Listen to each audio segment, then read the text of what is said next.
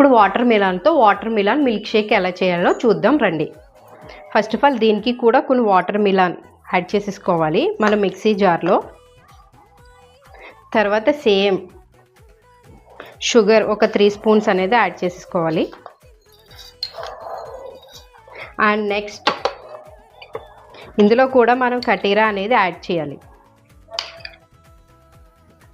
తర్వాత దీనికి milk shake అనేది కాబట్టి ఇందులో మనం మిల్క్ అనేది ఒక గ్లాస్ మిల్క్ యాడ్ చేసుకుంటే చాలా టేస్టీగా ఉంటుంది.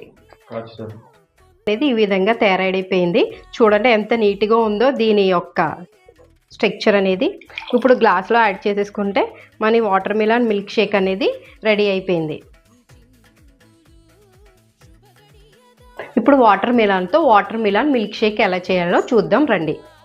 ఫస్ట్ ఆఫ్ ఆల్ దీనికి కూడా కొన్ని వాటర్ మిలాన్ యాడ్ చేసేసుకోవాలి మనం మిక్సీ జార్లో.